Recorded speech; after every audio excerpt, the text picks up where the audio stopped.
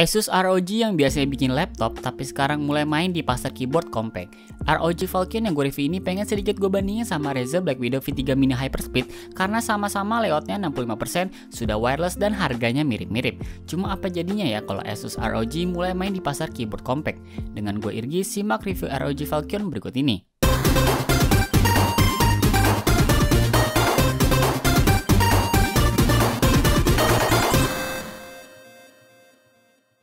Box ROG Falcon ini keras karena mengusung double box dan box luarnya pakai tema warna hitam merah. ROG Falcon juga dapat award Good Design yang ngebuktiin kalau keyboard ini kayaknya punya desain yang menarik. Terus box dalamnya full hitam dan ada logo ROG di tengahnya. Boxnya bakal aman banget kalau ditumpuk sama box lain semisal disimpan di rak. Pas dibuka, kita bakal dapetin keyboard ROG Falcon, cover keyboard, 2,4 GHz USB receiver, USB-C dongle adapter, USB-A to USB-C, set stiker, buku manual, dan kartu garansi. Sebagai keyboard compact layout 65%, ukuran ROG Falcon standar sama seperti 65% kebanyakan. Keyboard kayak gini emang lagi banyak fans ya di kalangan entusias keyboard karena selain minimalis tapi juga fleksibel, apalagi cocok buat meja kecil. ROG Falcon terbilang mudah dibawa kemana-mana karena bobotnya ada di 520 gram aja. Persebaran beratnya paling terasa di case paling atas yang berbahan aluminium, dimana case secara keseluruhan dari plastik yang solid. Pas buat main game, bobotnya enak buat digeser-geser, apalagi pas main game kayak CSGO dan harus main sambil posisi miring kayak gue pribadi. Bobot ROG Falcon juga lebih enteng 200 gram daripada Black Widow V3 Mini Hyperspeed.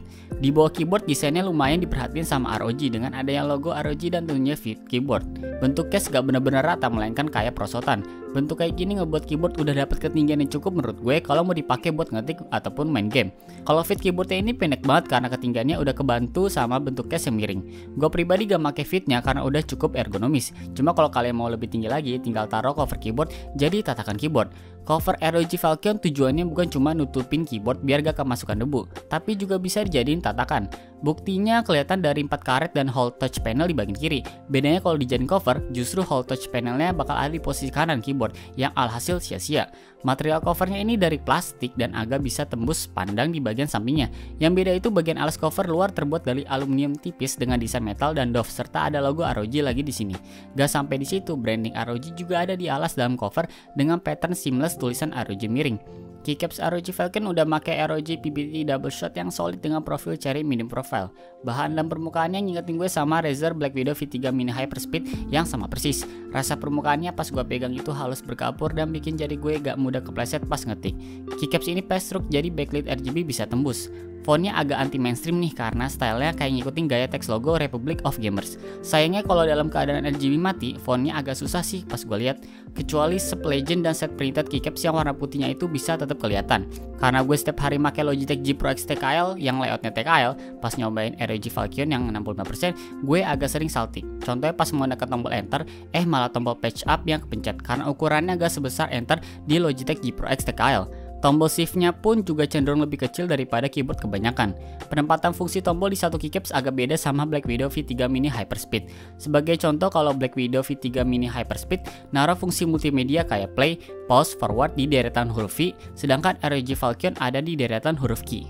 Lagi-lagi branding gak sampai di bawah keyboard dan cover keyboard. Di tombol escape ada printing icon mata ROG warna hitam, jadi bikin agak susah dilihat. Terus di spacebarnya ada set printed Republic of Gamers sebagai akronim dari ROG. Menyala mode RGB, FM plus panah atas atau bawah buat ngatur besaran cahaya LED, dan FM plus panah kanan atau kiri buat ngegonta-ganti mode RGB yang sekitar ada 10 mode. Ini juga jadi pertama kalinya gue ngebahas keyboard compact yang ada touch panel. Fungsinya sih buat ngatur volume dan ada juga indikator besaran baterai di atasnya. Kalau makin ke bawah berarti tandanya baterainya udah makin tipis. Menurut gue biasanya keyboard kan ada knob volume.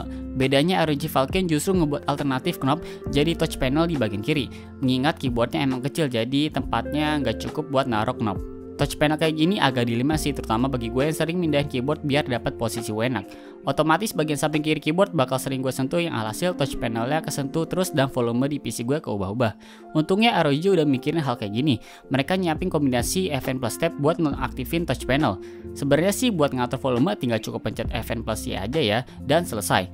Ya kita tapi tetap patut apresiasiin sih buat desain unik kayak gini karena gak banyak keyboard yang pakai touch panel. Di bagian depan keyboard ada 3 hal, yaitu slot buat dongle receiver, port USB buat tempat charging sekaligus mode wired, dan toggle button buat mode wireless. Kekurangan dari ROG Falcon yang kalah sama Black Widow V3 Mini Hyperspeed itu menyoal keragaman konektivitas. Keyboard dari Razer yang pernah gue review ini punya dua mode wireless, entah itu pakai dongle USB atau pakai Bluetooth, yang bikin keyboardnya bisa disambungin ke 3 device sekaligus. Sayangnya ROG Falcon gak ada Bluetooth. Mode wireless cuma pakai dongle USB. Jadi buat kalian yang pakai banyak device, keyboard ROG ini gak bisa switch dari satu device ke device lain dengan cepat. Harus pakai USB dongle. Nah, tapi di sini yang bikin ROG Falcon unggul soal baterai daripada Black Widow V3 Mini Hyperspeed.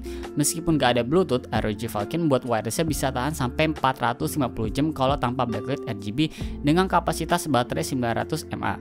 Itu sih klaim dari ROG ya. Gue udah pakai keyboard ini selama 4 hari dengan waktu pemakaian sekitar 12 jam setiap harinya. Dan indikator baterainya sih masih di sekitar 65%. Itu pun karena gue nyalain RGB-nya. Durasi chargingnya pas pertama kali gue nerima keyboard ini itu semalaman sampai subuh. Lumayan agak lama emang. Terakhir soal switch, Cherry MX Blue di ROG Falcon punya karakteristik tactile dan lumayan clicky. Pressing feel-nya ngingetin gue sama Blue Otomo di keyboard entry level kayak Daxa M71.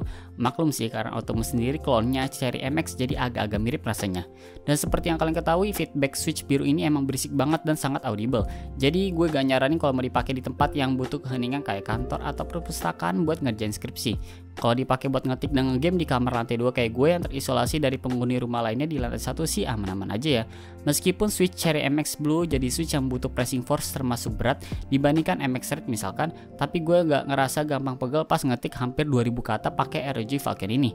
Tangan gue juga kerasa enjoy aja pas ngetik karena kebantu sama suara berisiknya yang bikin gue tahu kalau tombolnya udah kepencet atau belum.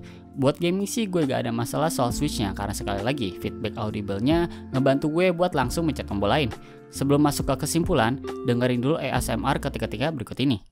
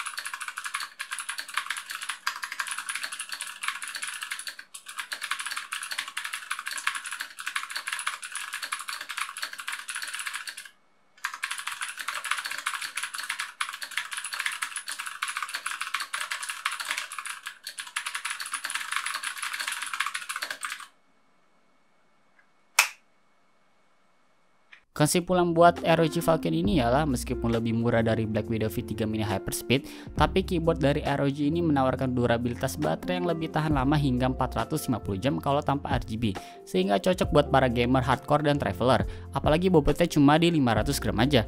Juga ada tambahan cover multifungsi yang bikin nilai plus di mana covernya bisa dijadiin pelindung keyboard dan tatakan keyboard. Hanya saja switch Cherry MX Blue rasanya agak kurang cocok kalau dipakai di tempat yang butuh keheningan kayak kantor dan perpustakaan karena bakal ngeganggu. Dan kekurangan lainnya, ROG Falcon nggak kayak Black Widow V3 Mini Hyperspeed yang punya Bluetooth. Alhasil ROG Falcon cuma bisa disambung ke satu device saja. ROG Falcon dibanderol dengan harga 2,3 juta kembali 1000 yang link pembeliannya gue taruh di bawah. Dengan gue Irgi, sampai jumpa lagi di video game dan review berikutnya.